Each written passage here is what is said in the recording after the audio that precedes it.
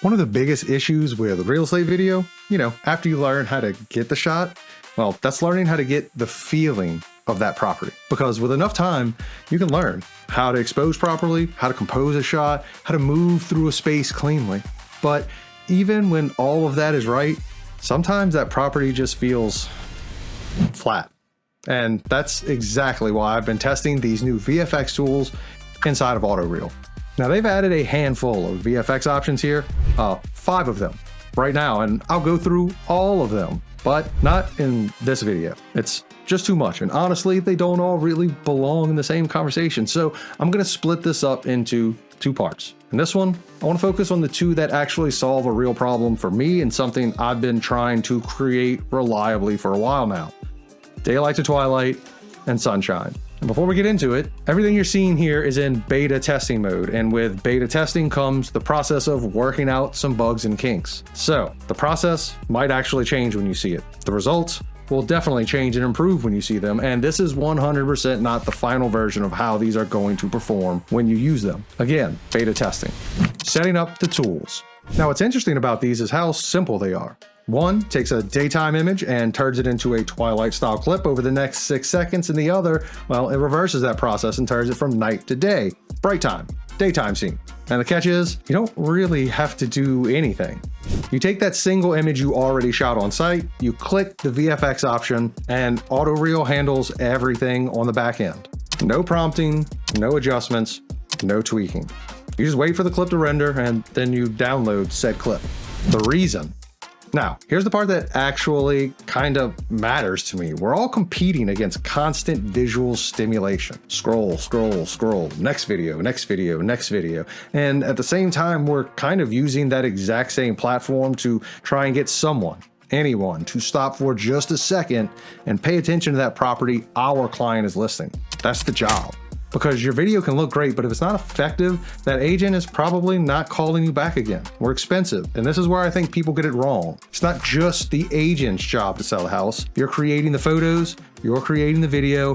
It's your job too, which means it's your responsibility to use whatever tools you have in your toolbox to make that video work. And that's exactly why I think the Daylight to Twilight effect is extremely interesting, because what it really represents for what our videos can do is, well, it's like a built-in pattern interrupt, and it's basically a mock time lapse. And that type of movement on screen, especially in the first few seconds of a video, well, that's what stops the scroll, and stopping the scroll is the most important job. I'll say it a lot. So if I can take a standard exterior shot and turn into something that grabs attention immediately, well, to me, that's valuable. Not because it's cool, but because it's effective. And on top of that, it's something different. And being first to use something different in your market, well, that matters more than people think it does. The how.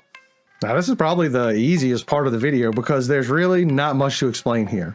You create a project, you drop in your images, you hit the VFX button, and you pick which one you want. That's it. AutoReel does literally everything. And to be honest, I'm kind of split on that. On one hand, I really love how fast it is. No prompting, no setups, no overthinking. Just click it and move on. But on the other hand, one of the biggest strengths of AutoReel is that platform-specific AI prompting system. I've talked about it in past videos. That's where you can really dial things in and make something unique. So I would love to see that come in to this also at some point.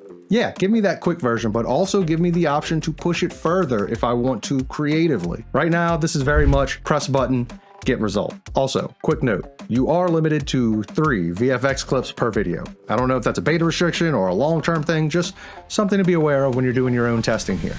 The results. Now let's talk about how these actually look, because this is where it gets a little more mixed.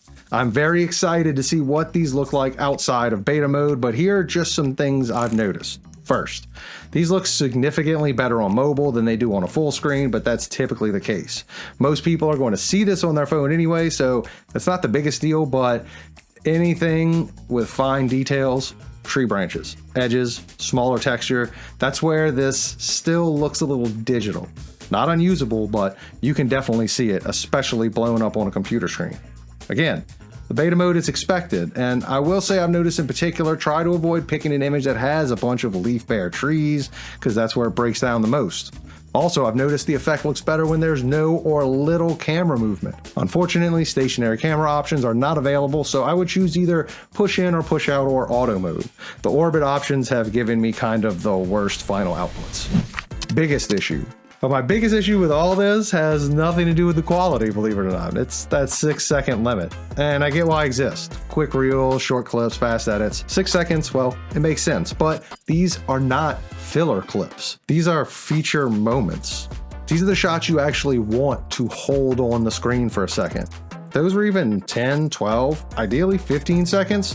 These would be extremely powerful, like full-on intro hook opener type shots. Right now, they kind of feel like they're ending right when they're starting to get good, if that makes sense.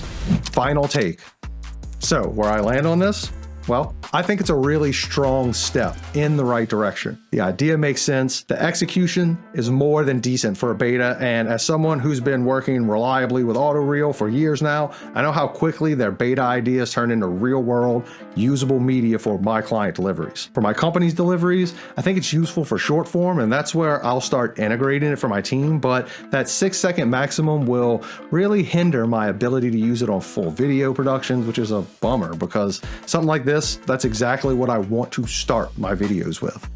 In the next video, I'm going to go into the other effects, the virtual staging pop-ups, the lifestyle, and the pencil sketch, because those open a completely different side of this, and honestly, I'm already using the pencil sketch one. Plus, they have a new voice cloning feature available that I'm testing out now that should allow me to make agent voiceovers for them with just a script. So if you're interested in that, make sure to stick around, maybe have a cup of coffee, Zemra's coffee. Link in description below for all the gear and software I use to run my real estate visuals company, including a link to AutoReel with whatever the biggest sign-up discount they are currently offering. I'm Jeremy Deal with Picture Your Property, and I will catch you next time. Yeah, I'll catch you next time. And this pencil sketch one, it's pretty cool. Let me know what you think about this down below. And questions, comments, anything else you want me to make a video on. Let's rock and roll.